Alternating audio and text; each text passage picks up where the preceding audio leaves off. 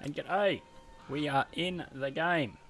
We are playing Texas Redneck, and look, I'm not being mean here. That's the name. And Malcolm Powder. And we're playing on one of my favourite maps, Hideout. So let us get into it. And what do we have here? Hunting cabin. Tucking them away in the corner of the map. So we got the Rus against the HRE, the Holy Roman Empire. I don't know. I'm not sure if that is, how would you say, ironic that the HRE player is got the handle Texas Redneck. But I know I'm not from Texas, I'm not from the United States, so I really don't know if that's offensive or not. But let us get into this game. So now Hideout, if you're not familiar with it, you basically could, if you were really keen, chop your way through to the other side of the map and then attack the person from that side into their base, or you go all the way around the forest and come into them that way. And here we go. Malcolm Powder is off on a bit of a scout. What's a Texas player doing? Got a couple of sheep. And no one's really taking off at the moment. Now this channel is just starting. I'm Owen. I do have another YouTube channel, The Pub Test, which discusses true crime. This is where I just jump in and have a bit of fun with games I enjoy, like real-time strategy. Just jump up here. So the scouts have seen each other. Now, Malcolm Powder has done quite well in getting 4 sheep. Texas, 2 sheep. Not so good. But these aren't high-level games, I don't think. I don't know. In fact, I just jump in to observe, and I click on and go, let's have a look at some interesting gameplay. And I'd suggest most of these are community games. And I'm not here to criticize gameplay. I might make comments here and there, but I'm here for the entertainment value of it, more so than anything else. And it's not, as I said, not to make fun of these players, because I think they're playing to have fun, like I do. Do you remember a while ago that I was playing StarCraft 2 for a bit? Because I enjoy StarCraft 2 as well. And I, win some, lose some. And then someone pointed out in I think I saw a YouTube video actually, showing how you can become a better player. And the person said what you got to do is practice getting to the population limit, which in StarCraft 2 is also 200 population, and do that in 10 minutes. Now that's hard to do in Age of Empires because it is a bit slower, but StarCraft 2 definitely you can get to that pop cap in no time at all, definitely under 10 minutes. And the person was making the point that if you do that, you will win more games than you lose. Yeah, sure, you might get done by a cheesy rush here and there. And so I tried that. And I practiced it, got up to that, was winning more games than I was losing, but I found I was having less fun. And that's sort of counterintuitive, because we often think winning is what is going to make us really enjoy the games. Sorry, just had to wait for both of these have hit feudal age already. And I thought, well, why am I not getting as much fun even though I'm winning more games? And I was listening to T90, and if you are into Age of Empires, you probably know T90. He does a lot of Age of Empires 2, streaming, casting, playing games. And not that I really followed too much of what he was doing, but I was watching one of his long YouTube videos with some of those crazy games that people play. And he did make the comment, and I thought it was so true, that anyone could become a top-level player. And I thought, no, he's not right with that. He said, no, you could. If you sat down and learnt all the hotkeys and learnt all the build orders and put the time in, you could really become a top level. Maybe not best in the world, but top level.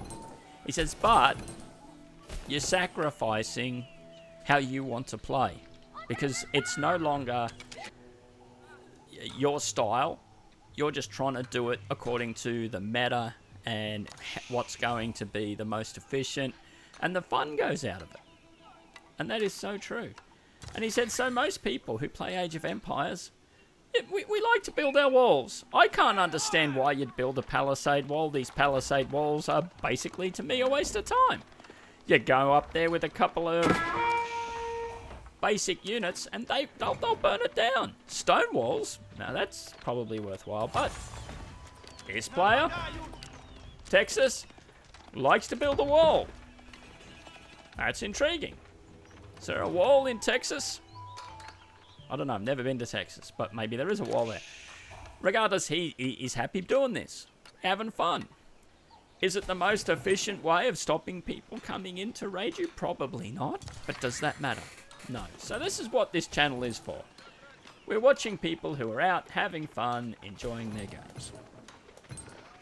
And with that said, let's start looking at where we are at. So both of them are close to their pop caps, round 30. The resource rate is similar, though I think they're obviously going for different strategies, because Texas has got more wood coming in. But the Rus player, old Malcolm Powder, has got more food. Oh, look at that. He's bringing back the deer carcass. And oh, inside the TC, inside the town centre. Those villagers got a bit lost. They thought, oh, we can't get to that. There we go. He's bringing back more. That is pretty good.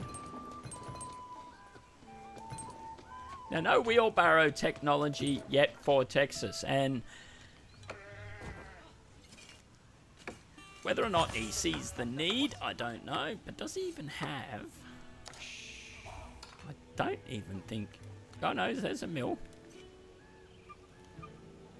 Gone for horticulture, but does have farms. Fair enough. I'd probably go wheelbarrow first, but he's got the gold. I'd be clicking it.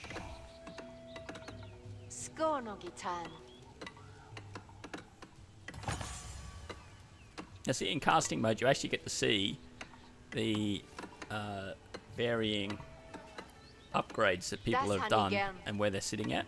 I do like that.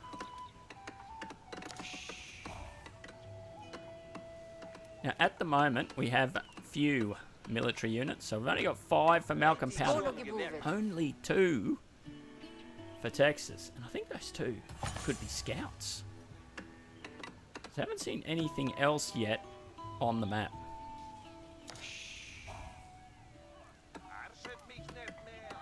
And these early games that I am doing is a bit of practice. There's one scout. Bit of practice because remembering I'm doing the casting, I'm doing the observing. Bringing the entertainment is what I'm attempting to do.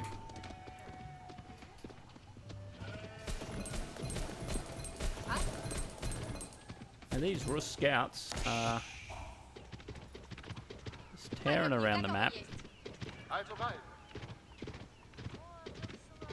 I think that's all we got out is scouts at the moment. And look, we're almost 10 minutes into our game. Now, I've got Castle Age coming up for Texas.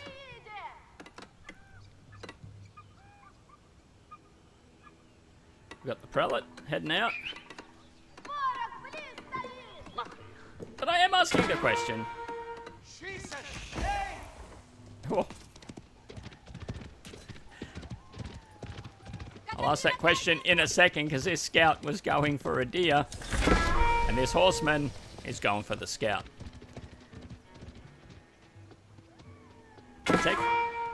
Texas has gone up in age, so now at castle age, and a prelate is no doubt running, I think, for that one. Scout is keeping an eye. Holy dolly! Who upset the ball? No, that is a bad fight to take. That is not good. That ball got it down. That is crazy. But now we've got two early knights coming out. They've seen the prelate. That scout can't defend it, and that prelate has gone down. Oh, can they see that one? No. Oh, they could. They could have just seen it. But they've missed it.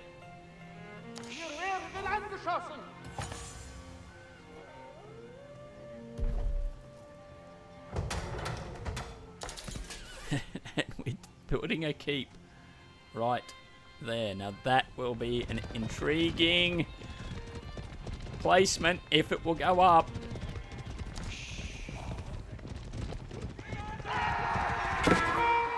Now what we have are two horsemen against two knights. Three horsemen against two knights. That is not a fight to take. Now they've had to back away, and I am suggesting that these knights and this keep, they really want that relic. Only 4 horsemen. And I'm telling you now, they are not the 4 horsemen of the apocalypse, let me say, because they are the basic unit. Whereas our Rus player is going up with the knights. Oh, but we got a scout going after a prelate. The prelates are coming back with two relics at the moment. We got more prelates coming out. Oh.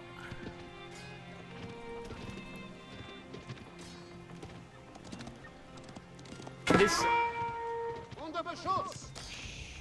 absolute focus of relics, I'm a bit confused by at the moment.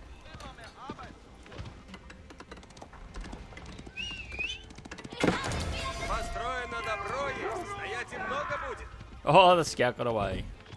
Down to 15 health.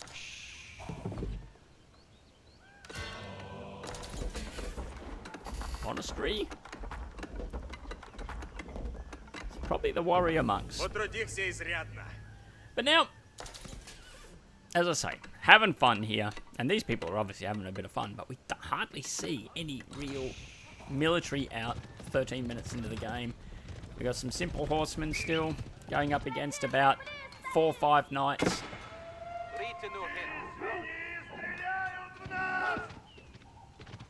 That wolf, he's just not happy with these horsemen running past him. But I do have a question. What is the purpose of this?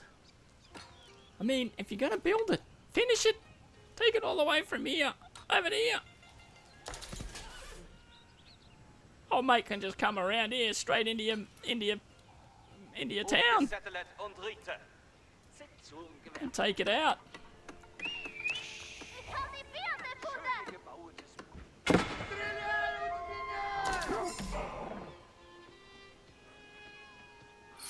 What do we have here? So again, just horsemen.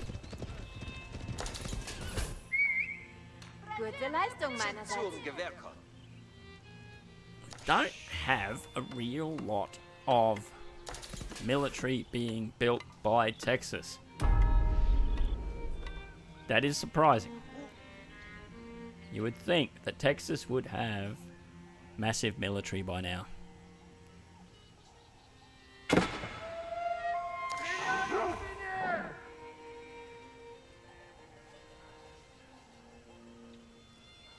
Nothing really building.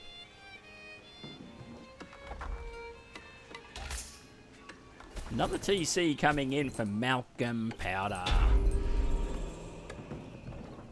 Now, as I see, probably only still the 2 stables. But churning out, yeah, sort of 2 or 3 queued in each stable.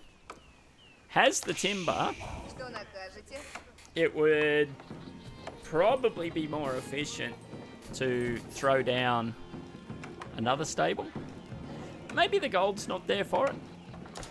No, it would be. If you can queue 5, put them in 3 stables, and your like in cavalry are going to come out quicker. So that's just a thought. If you are trying to learn something from these particular casts. Now, if I had a fellow caster... Oh, so we got some spearmen out. But if I had a fellow caster, I'd ask that question. I'd say, who's a caster? Lidicor, what do you think? What's the most efficient? 2 stables with that economy, or 3? And he'd probably go into a very long, detailed description explaining why perhaps 4, or maybe even 5 would be better. And giving me more information on the strength of the Rus army, and so forth. Which would be very, very interesting if you're right into that. Now, Texas has reached Imperial. So I'm finding this interesting. So these guys are now at 16 minutes, 17 minutes into the game. And they've basically now reached the top age. But their population is still under 100. And Texas is sitting at 60. Slowly going up.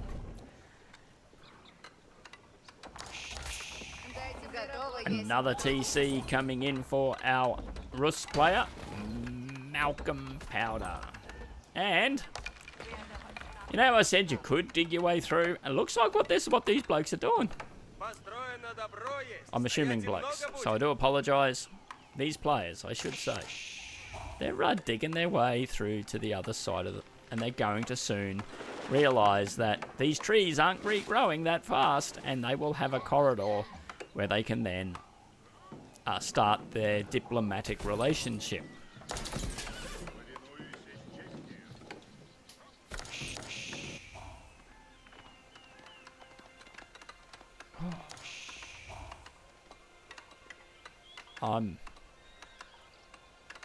So the keep is to protect the gold. We've got a TC here. Protecting that gold. So we've got plenty of gold coming in. Our Malcolm Powder is sitting on quite the wealth at the moment. They both have about the same income stream.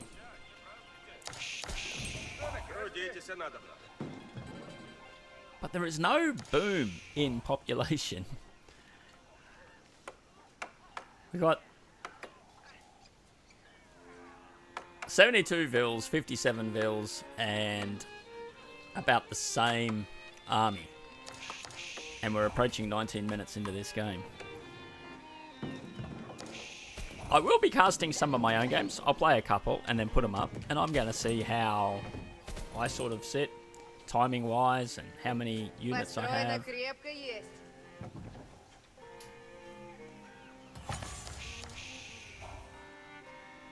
So I find that quite intriguing.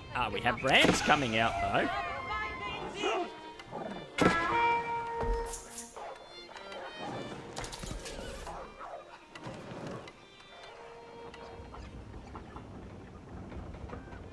Oh, the battering rams are going to be seen by the knight.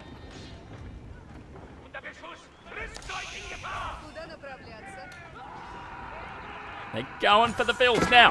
Has Malcolm Powder seen this? He hasn't responded yet. Now he has. They're going inside the TC, but at the same time, we've got the rams coming in. The one knight was dragging the spearmen away. Now the spearmen have to stand, and they are trying to take them on, but the cavalry for Rus, they've got way too many. Those rams will not last. They did some serious damage to that town centre, and they almost took it down.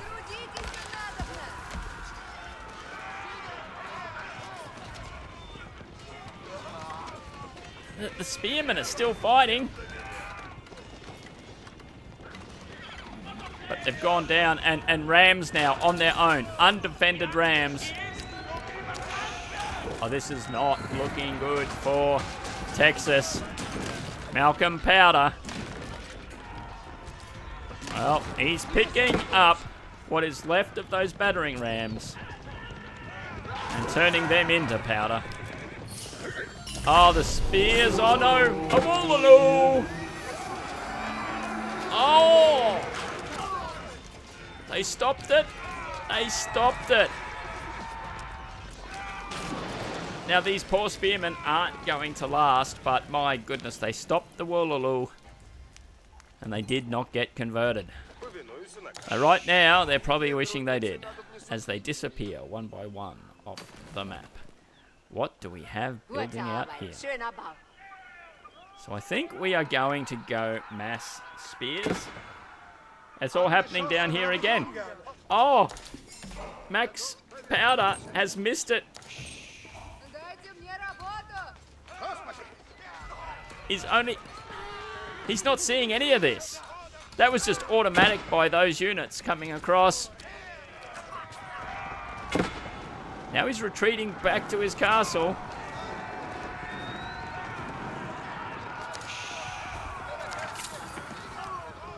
Now, I honestly thought Malcolm Powder had this. Now I'm not so sure.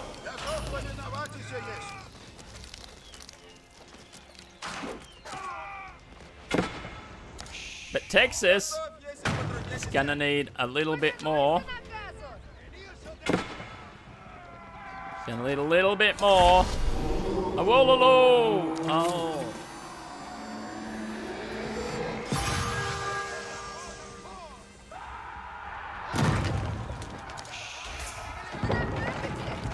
And they are pretty well upgraded. There's more upgrades to come.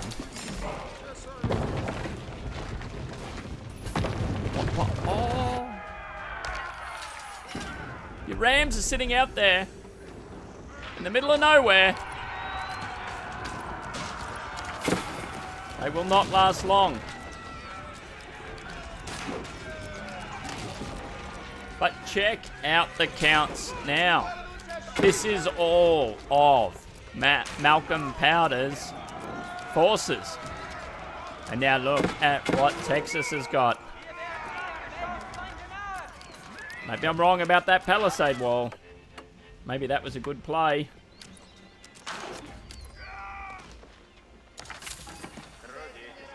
Oh, but... Yep, those poor bludgers aren't going to stand much of a chance. And now we've also got that lava coming out of the castle.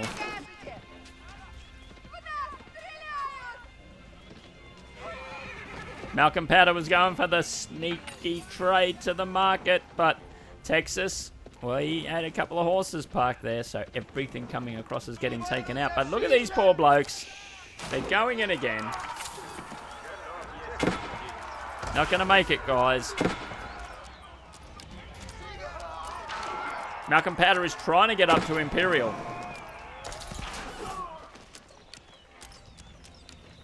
Just not making it yet. They're still in range of that castle. Still losing units. Well, now we're bringing in the big dogs, the Trebs. Where are these bludgers going? Now, holy dolly, this is how you print an army. We're both up to Imperial. Are those spearmen going to get there to protect the trebuchets? Oh, they're running away from it. One's down. It's just said forget them. Let's go. Run at those other things first.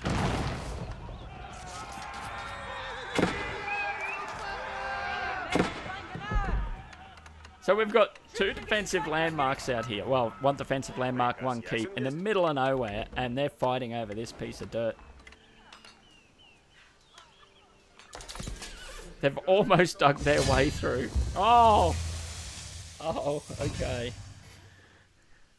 I did not see that coming, but Malcolm Powder, well, he dropped out. Oh, and he was winning. He had the numbers. It was at that point when he took that fight there, went downhill, and then just, for whatever reason, didn't build back up.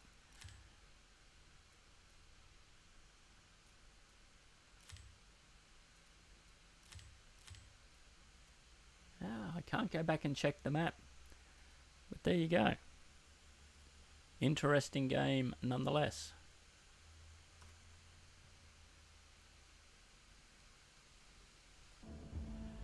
Well, let's dive into another match then.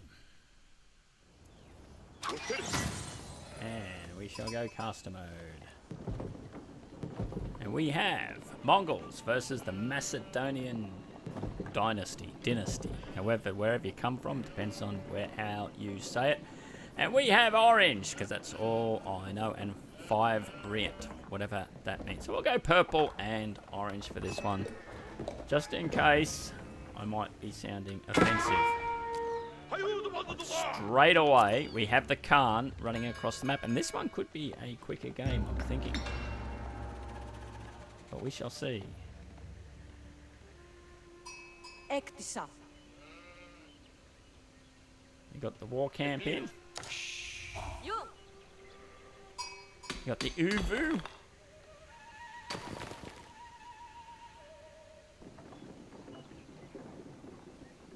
As I say too, part of what I am doing here, hey, if you've got a tournament, you want some casting done, contact me.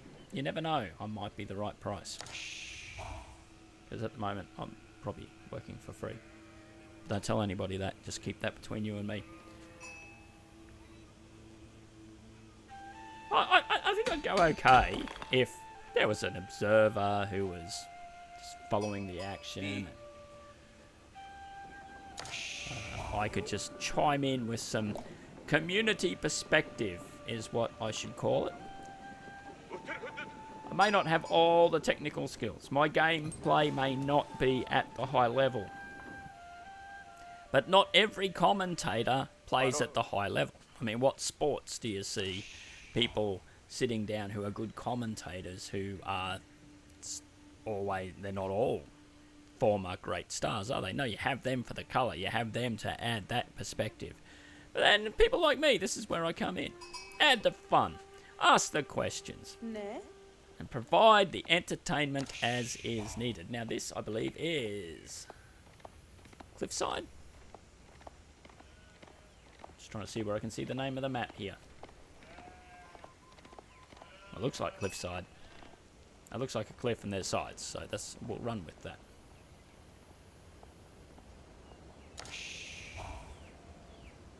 But we're seeing a very conservative opening by both players. We're just roughly sitting at the same. So we've got the 1 scout out, no military units yet, and the villager count is close enough that it really doesn't matter at this point.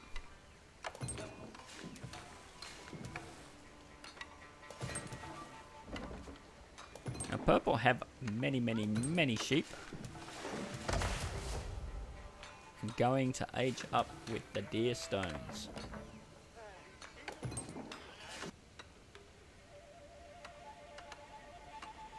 And the hippodrome is going in for orange.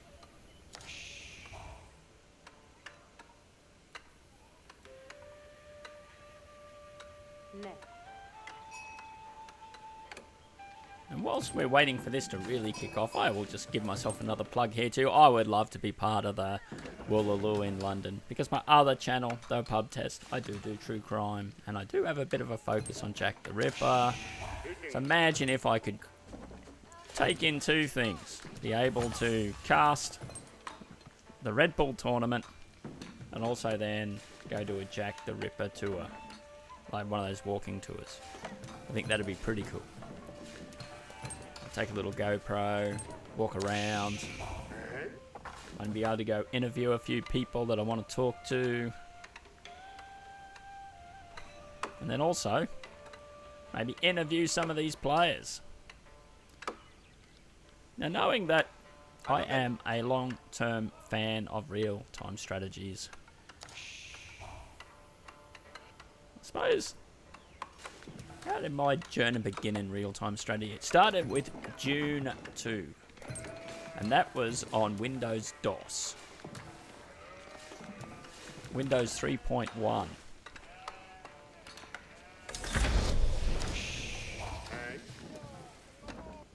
And you had to used to wear sunglasses to play on those old monitors, yeah, because your eyes would get red if you sat there too long. And if you were playing June 2, well, the way I played it, you'd be sitting there a long time.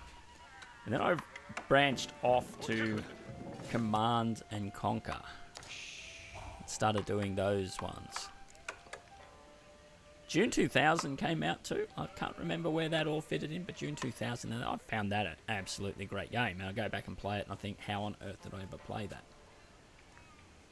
And then Command and Conquer was my game, and then someone said, why don't you try and play StarCraft? And I thought, nah, it's not for me. And if you go back long enough, Command and Conquer had a different button clicks to StarCraft. They actually, Command and Conquer changed that so that they matched StarCraft, because they realised it was throwing potential new players out. Because if you came from StarCraft to Command and Conquer, you just didn't like how the different buttons, like your left click and right click, were opposite in those games. We are seeing lots of Palisade Walls come in. So I got right into StarCraft, Brood War, and then Age of Empires 2 was around. I started playing that, and yeah, I was hooked to Age of Empires. Bit slower than StarCraft, absolutely. But when StarCraft 2 came out, that was my game. And during COVID, I think it was, Age of Empires 2 started taking my interest. I was actually doing a tiny bit of streaming on Twitch, but nothing too serious, just mucking around. And then AOE4. Now, I know a lot of people, and in the Age of Empires 2 community particularly, don't like Age of Empires 4. I love it for so many different reasons. I do find, and this is no shot against Age of Empires 2 because I love that game as well, but the civilizations are basically copy-paste with a few stat changes, in my opinion. Whereas these ones are so unique. And it just opens up way more strategies.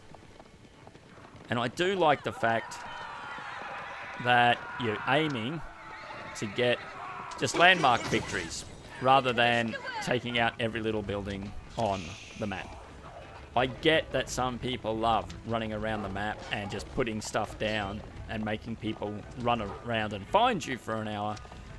That's not really my scene, and maybe because I was more into StarCraft 2, where the games would be over quicker. I do find, at least with Age of Empires 4, you won't get that 3-hour marathon, and the last 2 hours is just absolutely painful. But that's just my thoughts. But now I am very interested in this particular thing. Will this Palisade Wall serve any use? This is why I don't like well, maybe I'm going to be proven wrong here.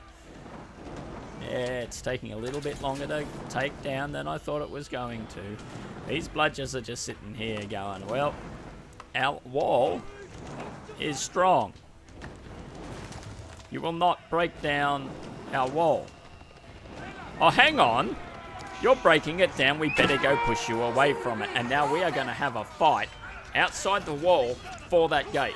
It is important that Orange chases those horses away, or all that work putting into that wall is gone. Waste of time. And they do push them back. And this game is super, super tight because we're basically sitting on the same villages and same amount of army units. But we've got a spear dude, and that is a strong unit, but not by himself against 8 horses. He needed about, another 10 of them. And then these horses would not have kept going. But again, we are going to try and take down this gate. Let's get into it. They're chasing him back. But this is a fight Purple says we'll take. Thank you very much. Our units are stronger. But they back off again. No, they're going in. Just one spearman. Give him some backup. Purple's going back for the gate. Look at the health. It's going down. It is now on fire. Which means it's just naturally burning, and boom. It's down. And look how much it took out by taking out that gate. But we're rebuilding. Little Ville coming over.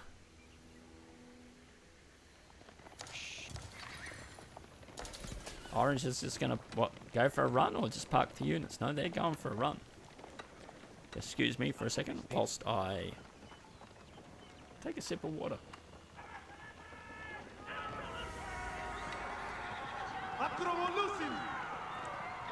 Almost had to spit that water out because Orange decided to head on up a little bit, and now they're running, and that wall is not complete. There is a gap right there. They're still using the gate, though. They are committed. I found that a little bit interesting.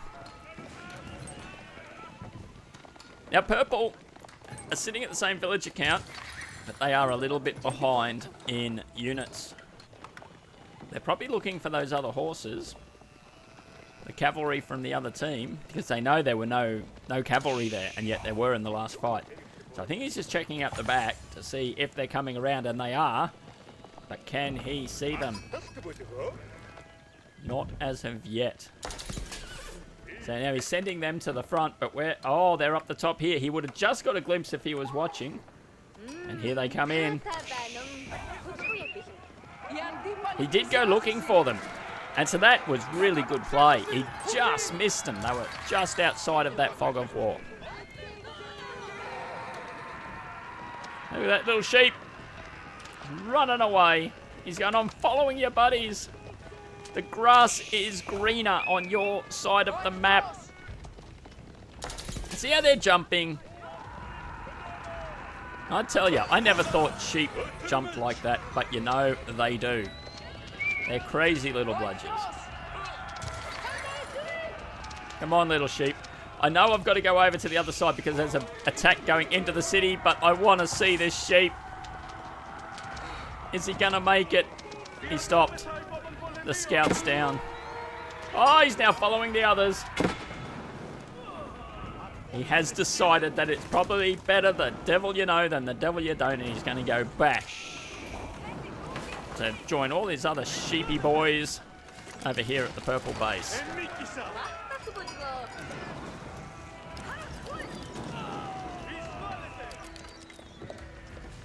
But whilst Purple is bent on getting these last 3 guys, Orange came in and did some serious damage to this base. And the way they are situating themselves up there, I would suggest they're going to build some battering rams.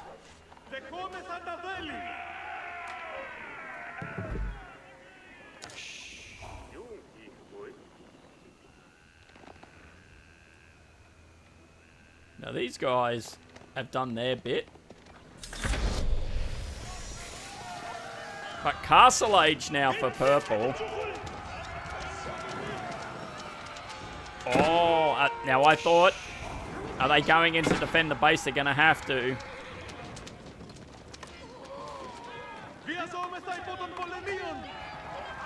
How is this going to look? Is this a good fight to take? Ah, good. Now they brought them back so that the town centre will do the damage. That's just a go. That's just a drop-off point. That's nothing to worry about. You wouldn't have minded the army going for it. And they're bringing it around. And what it's doing is allowing the town centre to take shots. So that was an effective use of that go. Even though it did go down, I don't think Purple would have been upset by that, because that was a really good trade. Took out a whole chunk of that army.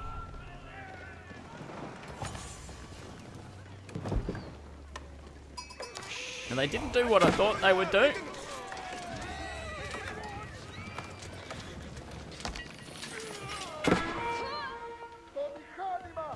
What are we seeing here now?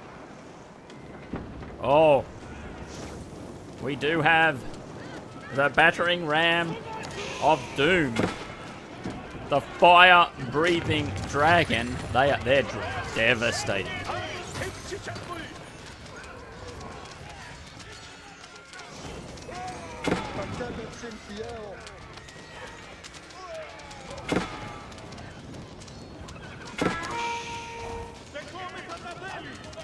And there we go.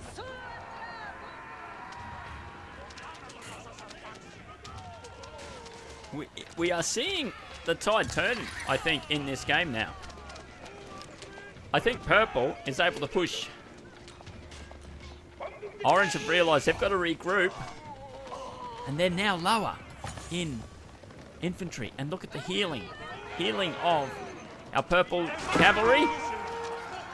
Now the archers at the back, the horse archers, oh, they could push them all the way in. And so those archers can now sit there while the cavalry do the damage at the front. Now this is good micro by Purple. Going for that gate again.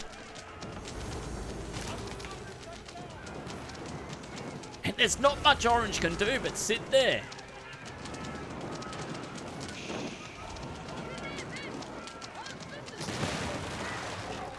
Now that palisade wall held them back for a moment, but now our Khan is just going in, taking a couple of pot shots. Oh. Again, the micro is great. Go in, drag him out, take him out with the archers. And this will keep Orange's population and military down quite a lot. Now, Orange is trying for archers, but I think Purple's going to push now.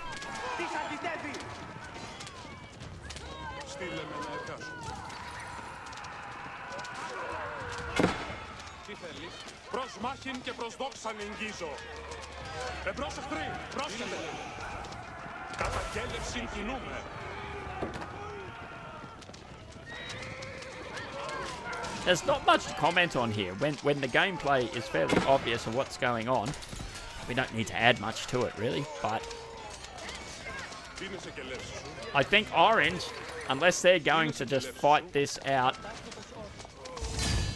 no, they're not. They had nothing left. Purple really did just hold, and then once they got on top, because they did age up, and I think we'll see that in the stats, once they hit Castle Age and did the upgrades, because that was so close all the way through. You check out the timeline, and then all of a sudden the dip, and then they couldn't keep on going because they just couldn't produce the right units to counter what was in the base. And yeah, they could have gone on for another half hour, but probably realising game was over, and so good game. And that will be me. Thank you again if you are tuning in here. Do appreciate it. If you don't want to miss any of these, I'll be trying to get a few more done and improving the quality of the cast, hopefully getting some really good games. But as always, I'm Owen. You have been watching some Age of Empires 4, and until the next one, Be kind to one another.